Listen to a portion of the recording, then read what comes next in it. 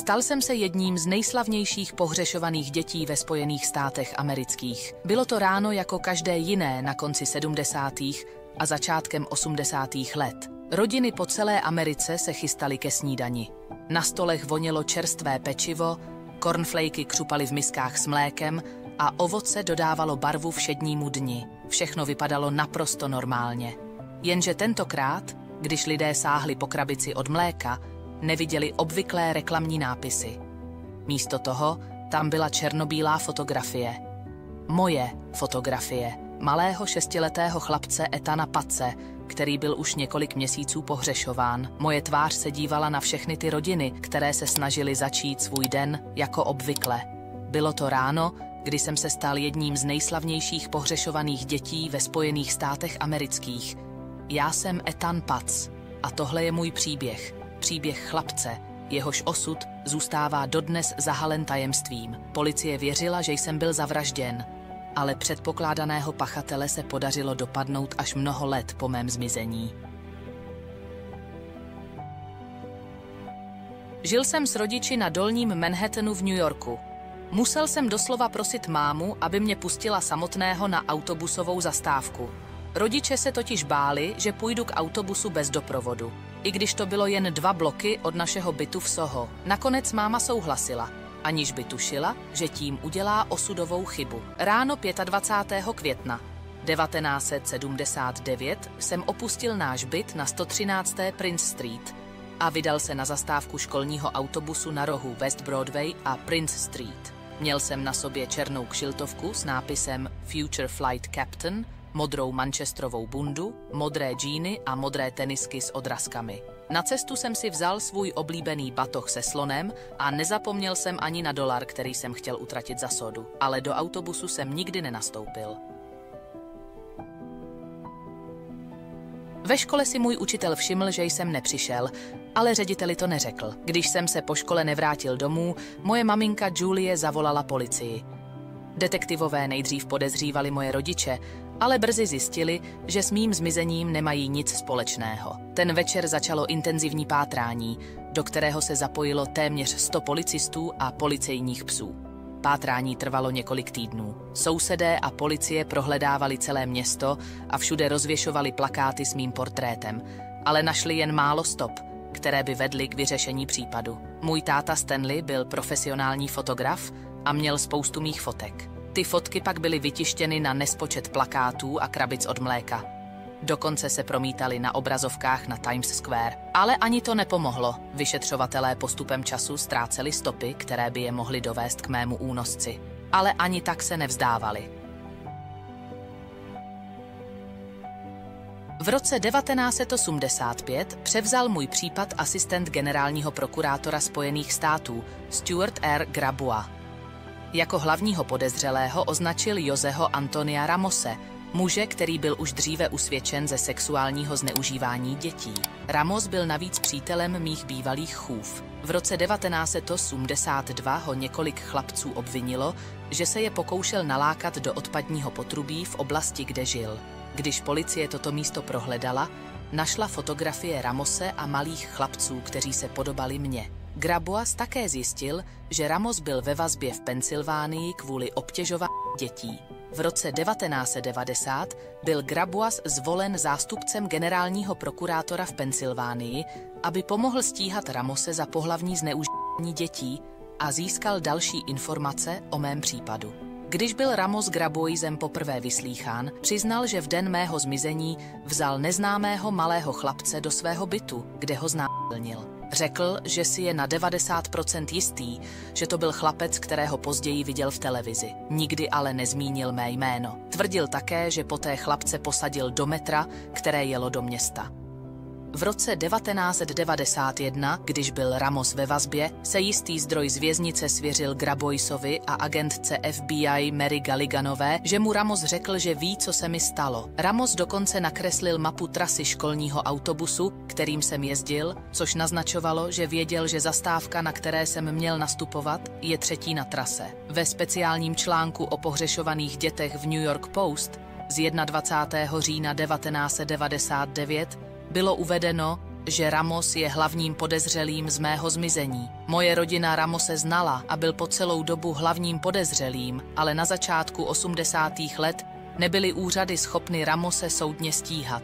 Moje tělo nebylo nikdy nalezeno a tak 19. června 2001 jsem byl prohlášen za mrtvého. Moji rodiče, Stan a Julie Patsovi, vyhráli v roce 2004 občanskoprávní spor proti Ramosovi. Byla jim přiznána symbolická částka $2 miliony, kterou si ale nikdy nevybrali. Ramos nebyl za mou vraždu nikdy trestně stíhán. Každý rok, v den mých narozenin a výročí mého zmizení, poslal můj otec Stan Ramosovi kopii plakátu, na kterém jsem byl jako pohřešovaný. Na zadní stranu vždy napsal stejnou zprávu. Co jsi udělal mému malému chlapci? Ramos popřel, že by mě zabil. Odpykal si 20 let vězení ve státním nápravném zařízení v Dallasu v Pensylvánii za obtěžování dětí. Z vězení byl propuštěn 7. listopadu 2012. Brzy po propuštění byl zatčen za porušení zákona Megan. Protože jsem byl v roce 2001 prohlášen za mrtvého a prošetřování Ramose nikam nevedlo, policie se mým případem postupně přestala zabývat. Zmizení 6letého blonďatého usměvavého dítěte ale zapomenuto nebylo a v minulém desetiletí došlo ke zvratu. Okresní prokurátor Manhattanu Cyrus Vance Jr. oficiálně znovu otevřel případ 25. května 2010. Dne 19. dubna 2012 zahájili vyšetřovatelé Federálního úřadu pro vyšetřování a New York City Police Department kopání v suterénu na adrese 127B Prince Street v Soho, nedaleko našeho domu. Tato budova byla krátce po mém zmizení v roce 1979 zrekonstruována a v suterénu se nacházela dílna a sklad údržbáře. Po 4denním pátrání vyšetřovatelé nic nenašli, ale média se znovu začala mému případu věnovat a policistům se ozvalo hned několik svědků s novými tipy, ale jeden z nich jen přece vyčníval. Vyšetřovatelům se ozval člověk s konkrétním tipem na mého vraha. Tento svědek oznámil detektivovi, že hlavní roli ve 33 let starém případu zřejmě sehrál jeho švagr Pedro Hernández. V době mého zmizení mu bylo 18 let a pracoval v nedalekých potravinách. O několik dní později se přestěhoval do New Jersey, kde začal lidem vyprávět, že v New Yorku byl chlapce. Policisté však zpočátku nevěřili, že by skutečně mohli chytit mého vraha. Během dlouhých let vyšetřování se několikrát dostali k nadějné stopě, vždy se však jednalo pouze o slepou uličku. Moji rodiče byli již unavení dlouholetým utrpením. Během let jim pravidelně volala spousta lidí, kteří údajně znali totožnost vraha či viděli přímo mě. Jednou se dokonce u dveří mých rodičů objevil mladý muž, který mého otce oslovil. Tati, to jsem já, Ethan. Další mladý muž trval na tom, že to jsem já. Tak neodbytně, že musely být provedeny testy DNA, které prokázaly, že to skutečně nejsem já. I z těchto důvodů se moje rodina později ke každé nové stopě stavěla spíše skepticky. Přesto se rodiče odmítli přestěhovat či si změnit telefonní číslo a stále doufali, že se stane zázrak. A jednoho dne u jejich dveří zaklepu skutečně já. Tip na Pedra Hernándeze ale policisté nemohli nechat bez povšimnutí a ke svému překvapení brzy zjistili, že zřejmě opravdu po tak neuvěřitelně dlouhé době našli klíč k vyřešení celého případu.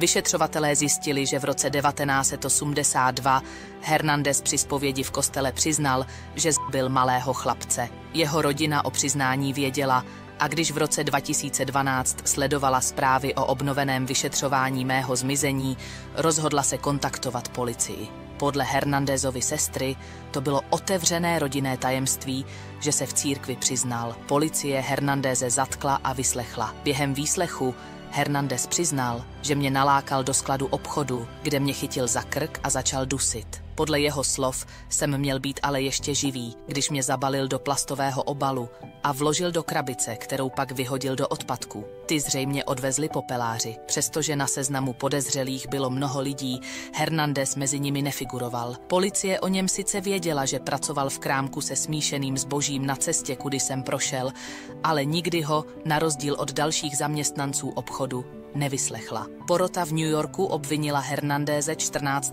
listopadu 2012 z obvinění vraždy 2. stupně a únosu 1. stupně. Jeho právník uvedl, že Hernandezovi byla diagnostikována schizotypální porucha osobnosti, která zahrnuje i halucinace. Právník také řekl, že Hernandez má nízký inteligenční kvocient, a to kolem IQ 70, což je dle jeho slov na hranici mentálního postižení. Dne 12. prosince 2012 stál Pedro Hernandez před soudem v New Yorku a tvrdil, že je nevinný. V dubnu 2013 jeho právník Harvey Fishbein podal návrh na zamítnutí případu. Říkal, že Hernandezovo přiznání k mému zmizení bylo nepravdivé, plné pochybných tvrzení a učiněné po téměř 7 hodinách policejního výslechu. Ale soudce Maxwell Wiley z Nejvyššího soudu v New Yorku měl jiný názor.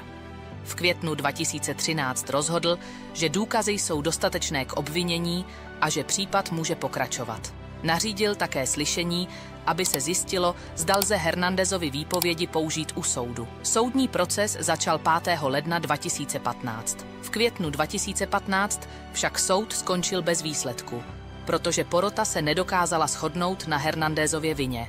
11 porotců bylo pro, 1 proti. Proces byl obnoven 19. října 2016 a porota znovu jednala v únoru 2017. 14. února 2017 byl Hernandez shledán vinným z mého únosu a vraždy. Rozsudek měl být vynesen 28. února, jeho právníci však dostali odklad, aby mohli verdikt napadnout, a nové datum odsouzení nebylo stanoveno. Nakonec 18. dubna 2017 byl Hernandez odsouzen k doživotnímu vězení s možností podmínečného propuštění po 25 letech. U rozhodujícího soudního jednání byl i můj otec, fotograf Stanley Patz. Po všech těch letech konečně víme, jaké temné tajemství jste ukrýval v srdci. Hodil jste ho do odpadků. Jste monstrum. Bůh, ke kterému se modlíte, vám to nikdy neodpustí, řekl Hernandezovi. Moji rodiče, Stan a Julie Patzovi, požádali o zrušení rozsudku nad Ramosem z roku 2004 poté, co je soud s Pedrem Hernandezem v roce 2015 přesvědčil, že Ramos není zodpovědný za mou smrt. Ve Spojených státech byl v roce 1983 prohlášen den 25. květen jako Mezinárodní den pohřešovaných dětí. V roce 2001 se tak stalo i po celém světě. Příběh Ethana Patze je srdcervoucí kapitolou, která se smazatelně zapsala do historie nejen jeho rodiny, ale i celé Ameriky. Zmizení tohoto nevinného chlapce a následné odhalení jeho osudu je mrazivým důkazem toho, jak kruté a bezcitné mohou být lidské činy. Pedro Hernandez, který byl nakonec usvědčen z únosu a vraždy, si zasloužil nejpřísnější odsouzení. Jeho čin je neomluvitelný a nelze jej nijak ospravedlnit. Zničil život nejen Ethanovi, ale i jeho rodině, která po desetiletí žila v nejistotě a bolesti. S hlubokým rozhořčením odsuzují Pedro Hernandeze za jeho brutální a bezcitný čin. Takové násilí a krutost vůči nevinnému dítěti jsou naprosto nepřijatelné a nesmí být v žádném případě tolerovány. Je nepochopitelné, že někdo může spáchat tak odporný zločin na bezbranném 6letém chlapci. Ethanův příběh nám připomíná, jak důležité je chránit naše děti a být neustále ostražiti vůči nebezpečím, která jim mohou hrozit. Je nezbytné, abychom jako společnost jednoznačně odsoudili takovéto činy a nikdy nepřestali bojovat za spravedlnost pro oběti a jejich rodiny. Ethanův příběh by měl sloužit jako varováním a připomínka, že musíme chránit naše děti a zajistit, aby se podobné tragédie již nikdy neopakovaly. Je naše povinností zajistit, aby pachatelé takových ohavných činů byli vždy postaveni před spravedlnost a aby jejich činy byly jednoznačně odsouzeny. Doufejme, že spravedlnost, která byla nakonec vykonána, přinesla alespoň částečnou úlevu Ethanově rodině. Jejich utrpení a vytrvalost v hledání pravdy po tolik let jsou obdivuhodné. Nechť je tento případ varováním pro všechny, kteří by chtěli ublížit dětem, že jejich činy nezůstanou nepotrestány, bez ohledu na to, jak dlouho to může trvat. Pokud tě dnešní příběh zaujal a dovedl tě až do konce, chtěl bych ti poděkovat za tvůj čas a zájem. Byl bych rád, kdyby zanechal like s komentářem a svým názorem na dnešní videjko. Pokud má zájem o další skutečné příběhy, rozhodně se podívej na ten minulý. Věřím, že tě zaujme stejně jako tento. Tak se tedy mějte a budu se brzy těšit u dalšího videjka. A hlavně se zapomeňte množit a mějte se rádi.